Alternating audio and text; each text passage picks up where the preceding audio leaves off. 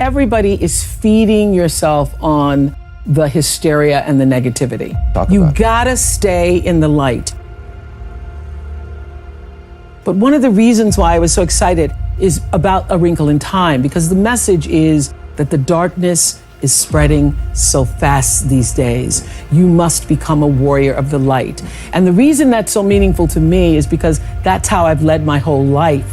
For these times, the darkness is there to show you your light. Look at what has happened. So if you put the focus on, look at what happened with the darkness that showed up in Parkland, and the darkness that showed up on the streets of Ferguson, and the darkness that showed up in many homes in Chicago with shootings and senseless murders. It brings out the best in people. It brings out the best. And so that's what it's there. We live on a planet where there is darkness and light.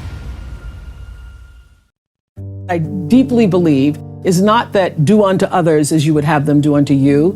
What you do is already done.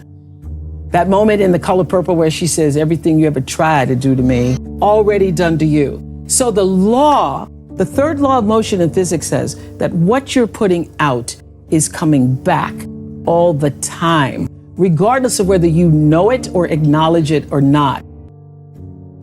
I say to my girls all of the time that your real work is to figure out where your power base is and to work on the alignment of your personality, your gifts that you have to give with the real reason why you're here. That's the number one thing you have to do, is to work on yourself and to fill yourself up and keep your cup full. Keep yourself full. Now, I used to be afraid of that. I used to be afraid, particularly from people who say, oh, she's so full of herself. She's so full of herself.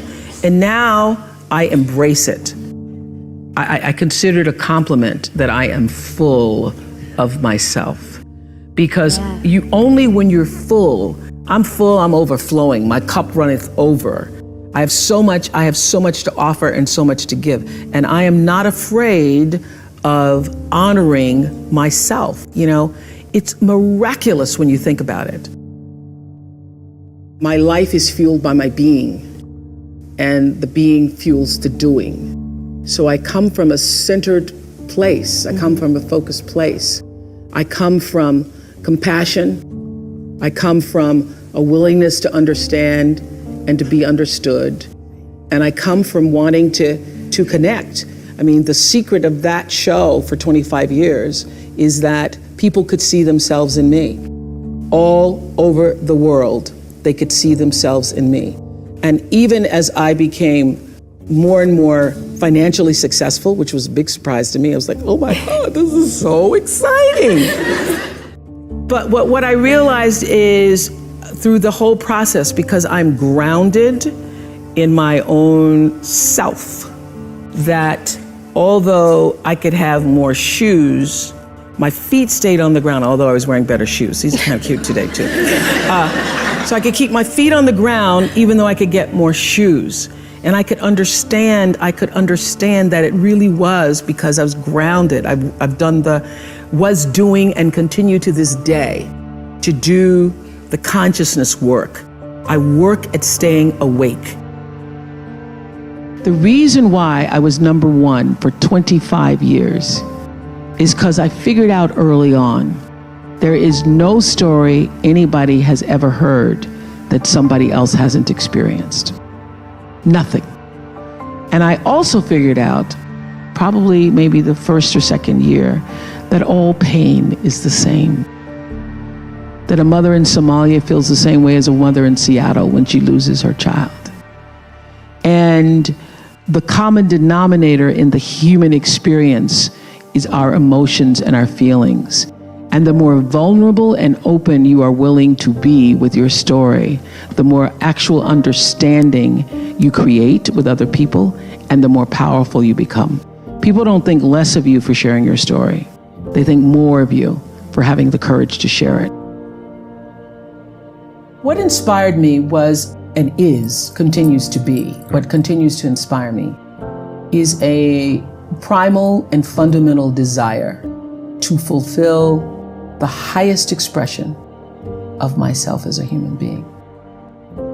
I don't want to die not having completely burnt out every single possibility of my humanity. I just want to, when I leave this planet, I want everybody to say, did that, used it all up, not another thing I could do. There wasn't another person I could have given of myself to. There wasn't another deed I could have done. There wasn't anything that you want to say, I want to fill it up. You want to take this whole human existence, which when you think about it, Godfrey, is really pretty damn miraculous. It is. It is. It is. When you think about what it means to be a human being on the planet Earth right now, that's pretty awesome. So I just want to take that to the max. I want to say, no need to come back as a human. The first day I went to school, I was in a classroom. By the time I was, 6 years old, didn't go to school until I was 6 years old because I was living with my grandmother at that time. Sure. But she had taught me how to read the Bible stories. So I went into the classroom knowing Nicodemus, Shadrach, Meshach, and Abednego. I could spell all of those words. I thought I was preaching to my kindergarten teacher. So she was like, who is this girl? So I was never placed in an environment where I was ever made to feel inferior. I always felt like I'm the smartest kid in this room. And because I was never placed never put in a position where I was made to feel less than, I didn't grow up feeling less than, you know? And the rest, as they say, is history. And the rest, they say, is history. And it's all about what you believe. You know, I say this to, when I do something on my network now called Life Class, the fundamental key to success is what you believe is true for yourself. Not what you want, not what you desire. It's what do you believe? You know, you can say, I want to be the most successful person in the world. Yeah. But if you believe that there's a glass ceiling and you're going to have a hard time kicking through that glass ceiling, you will be defined by the glass ceiling. And the great beauty and gift of my life is that I was never defined by the box that other people tried to put me in. The energy of your intention is what determines your life. Most people don't think about their intention. They just think about what they want to do. Most people don't think about why they want to do it. But what's going to come back to you, the energy that's going to come back to you, is the real why of why you did it. What drives you to keep working so hard? You and I are in the 60s category. And so when you're in your 60s, you know you've lived more than you're going to live, realistically. So when you realize you've lived more than you're going to live, you can say, why not relax a little bit? Why not just ease up? Why have you decided to even work harder than you did before? Because I think, David, that everybody, you know, the thing that worked for me all these years, whether it was the magazine, or which I still have, or whether it was the show, I understood that there's a common denominator in the human experience. And I want the same thing you want, which is the same thing you want and you want. What we all want is to be able to live out the truest, highest expression of ourselves as a human being.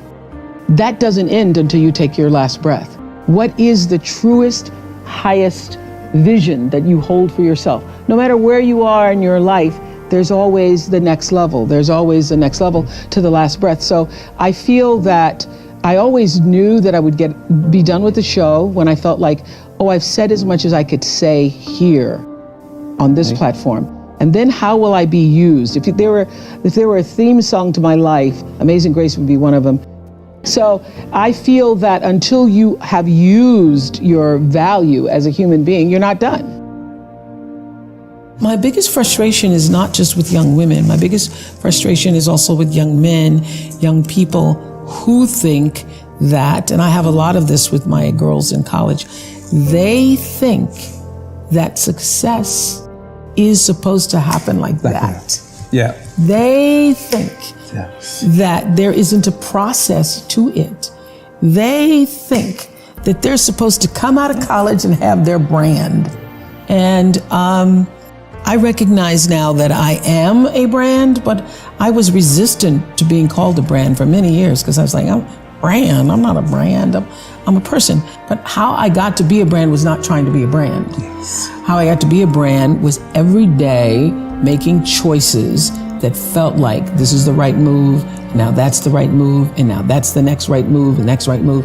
And so my frustration with young women and young men is that they think it's supposed to happen like this, and they don't understand that there's a process to it.